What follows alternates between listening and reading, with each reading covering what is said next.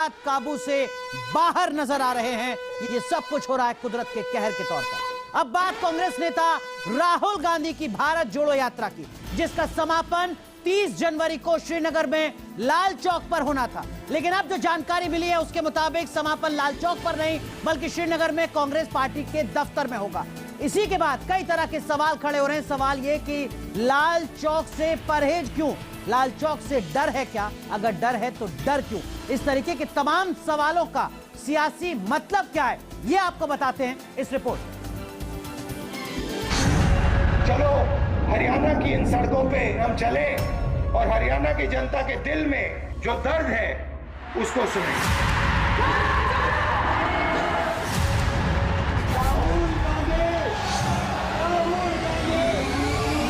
ये यात्रा हिंदुस्तान के गरीब लोगों की है, किसानों की है, मजदूरों की है, छोटे दुकानदारों की है और जो हमारे करोड़ों बेरोजगार युवा हैं जिनको सामने का रास्ता नहीं दिखाई दे रहा है, ये यात्रा उनकी है।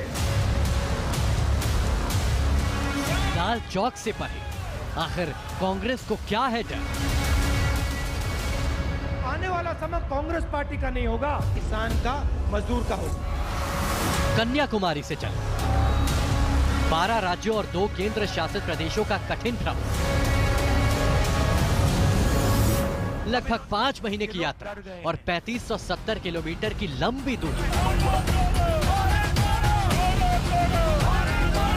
भारत को जोड़ने के लिए पूर्ण समर्पण यात्रा के दौरान बढ़ गई दाढ़ी, गिरते तापमान में भी एक टी-शर्ट पर यात्रा।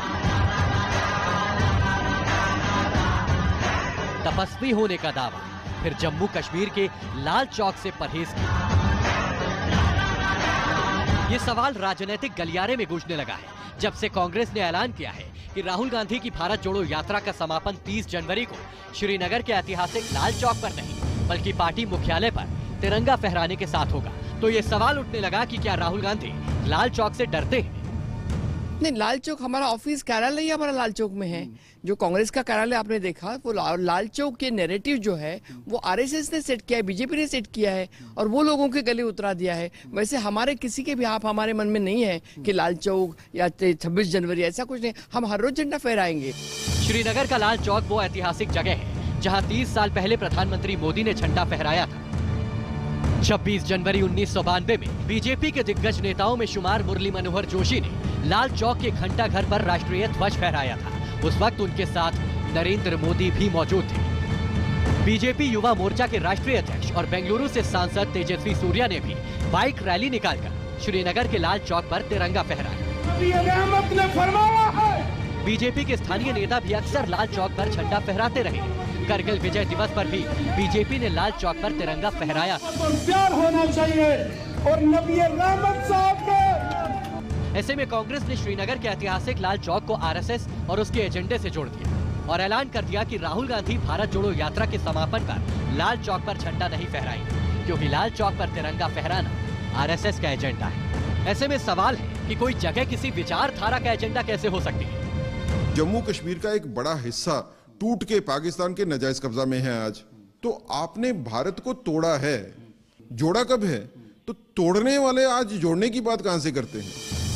सवाल है कि क्या कांग्रेस और उसके नेता आरएसएस से डरते हैं? डरते हैं तो फिर यात्रा के दौरान आम लोगों से राहुल गांधी आरएसएस और बीजेपी से ना डरने की सलाह किस हक से देते हैं? सुनिए डर को लेकर राहुल गांधी ने क्या कहा था। इस यात्रा का मैसेज ये है और ये हमारे जो बब्बर शेर आए हैं, बब्बर शेर किसी से डरता नहीं है और ये देश जो है शेरों का देश है, शेरनियों का देश है। किसी से डरने की कोई जरूरत नहीं है।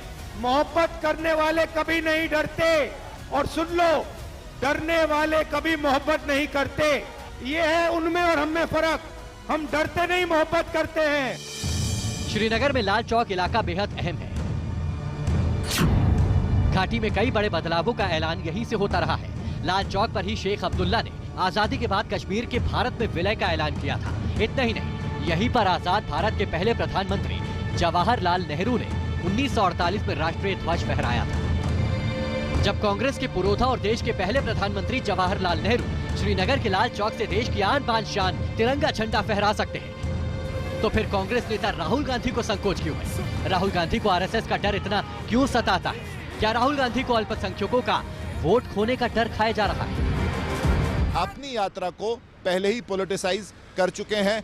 और जहां आप हमेशा कह रहे थे कि ये यात्रा जो है नॉन पॉलिटिकल है, भारत को जोड़ने की बात है, लेकिन कहीं ना कहीं आपने ये फैसला करके जो है इसको पॉलिटिसाइज कर दिया है और इस पे जो है पॉलिटिक्स खेलने की कोशिश की है।